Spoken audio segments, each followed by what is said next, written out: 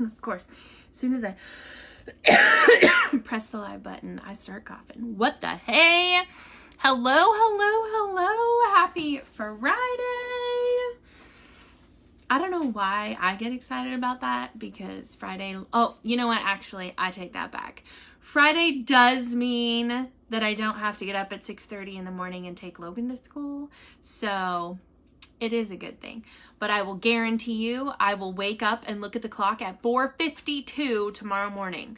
Because for some reason, that's the time I look at the clock every freaking day. Anybody else do that? Like, just instantaneously at the same time every day, wake up and look at the clock?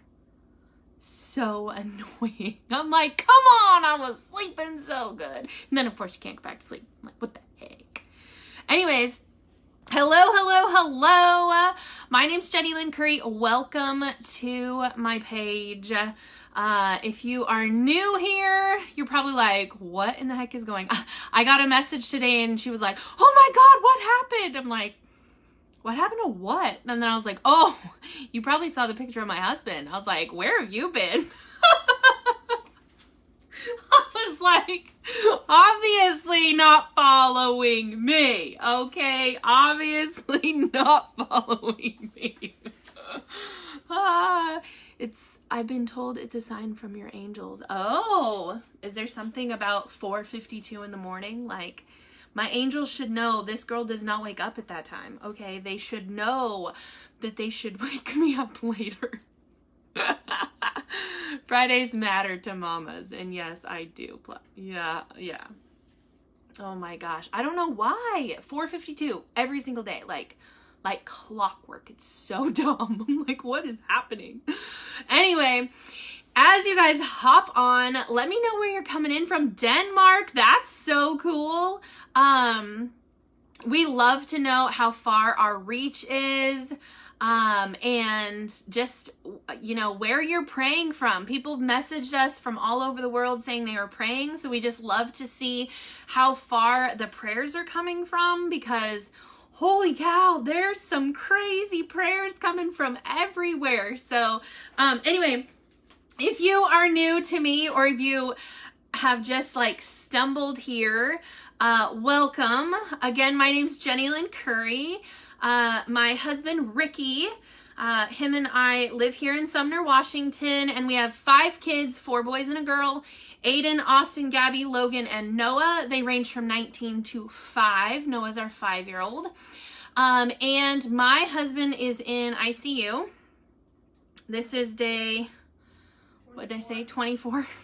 I don't know. Day 24 in ICU. He has, or had, I guess it's gone. He's just fighting the after effects. I don't know.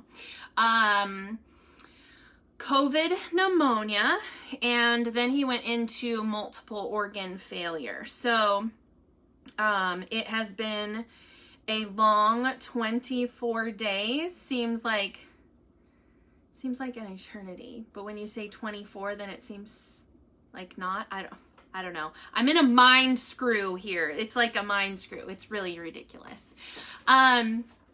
Anyway, so he's been in ICU since the 8th of September. I walked him into the emergency room on the 8th at 3 o'clock in the afternoon. He literally walked himself into the emergency room, just like holding my arm.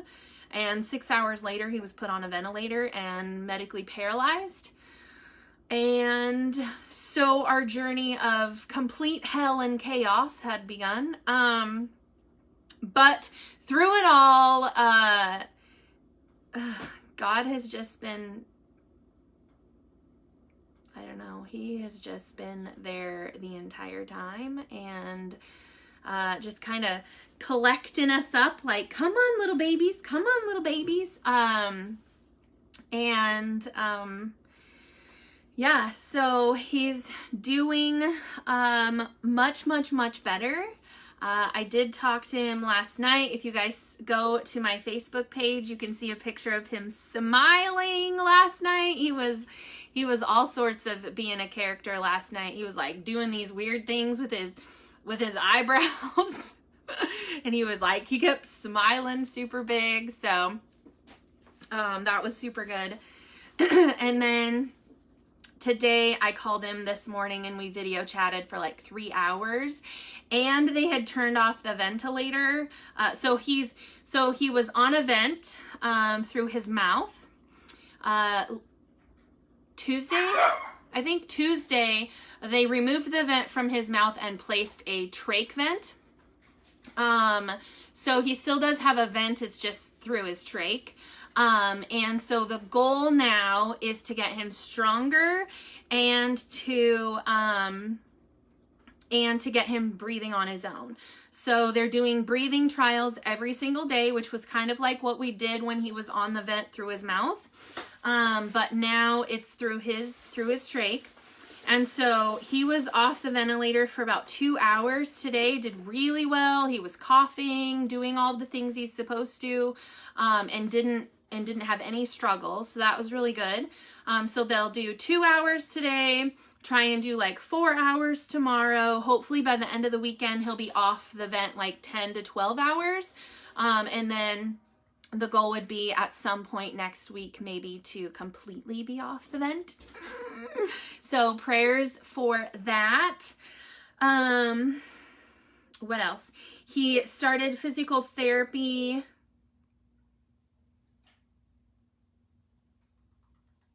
yesterday? Yesterday? Yeah, I think yesterday. He started physical therapy. They had him sitting up. The doctor made it sound like he was sitting up in a chair, but when I asked him that, he shook his head no, but sometimes he doesn't understand, so I don't know if they really did or not. The doctor did say that he had coughed up another blood clot, which was good. That's a good thing. We want him to do that.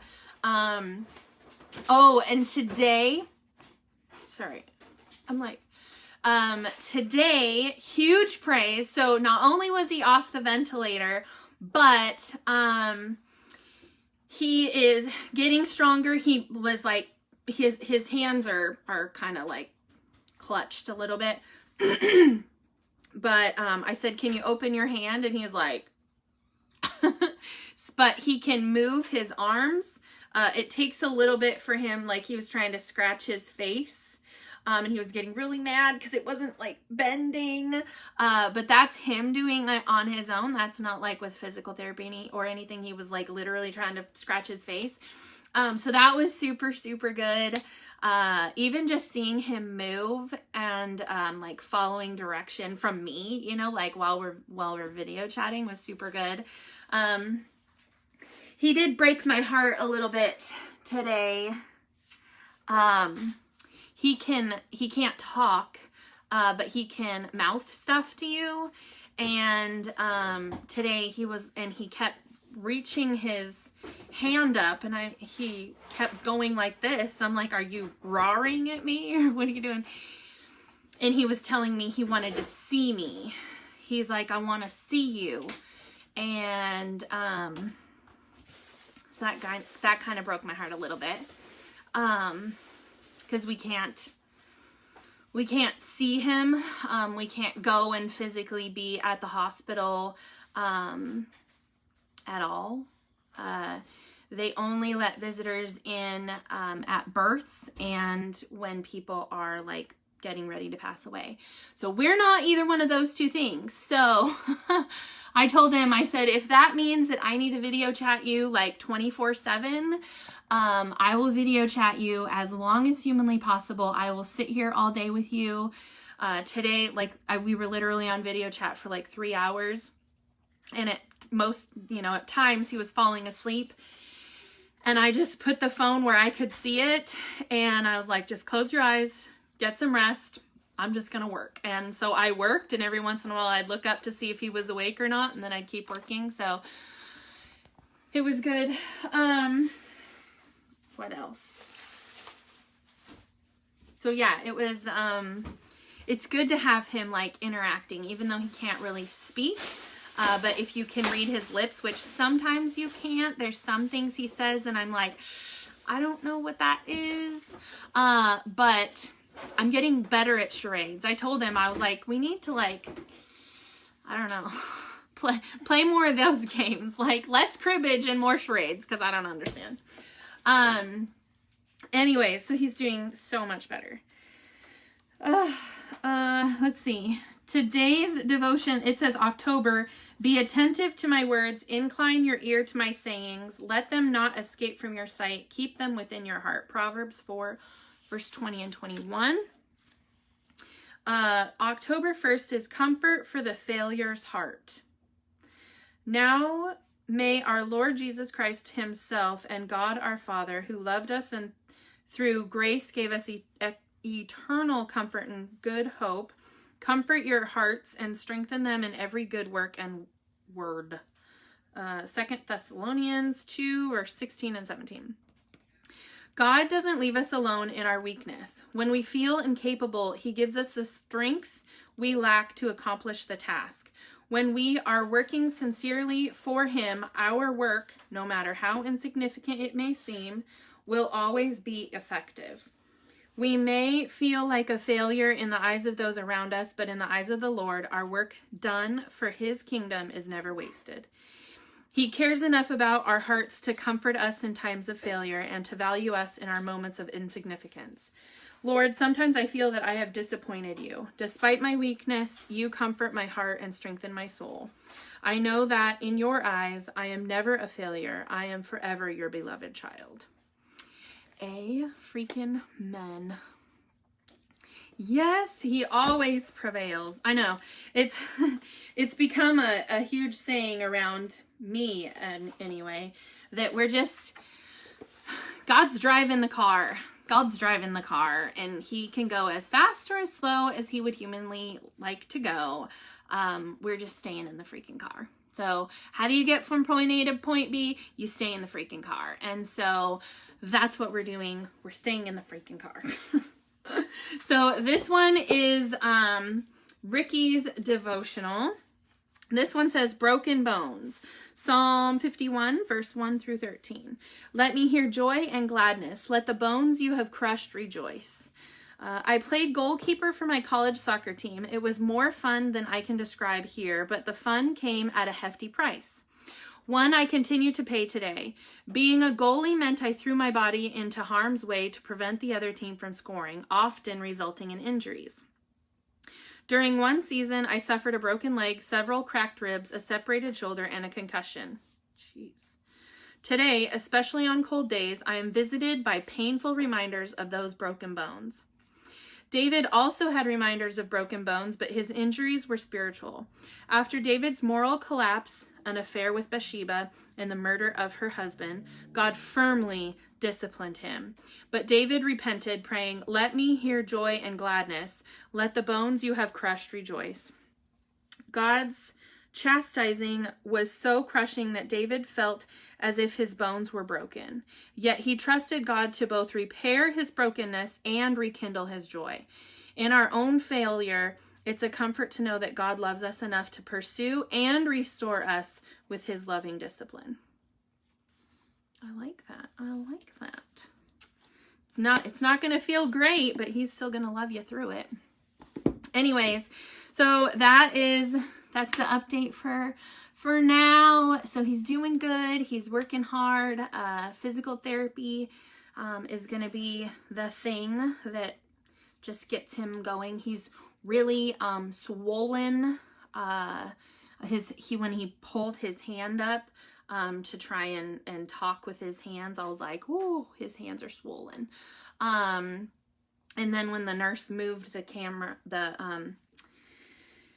iPad back, I was like, "Oh, he's swollen." So hopefully with all of the physical therapy and with him breathing better, we can get some of that swollenness away. Oh, I forgot to tell you guys.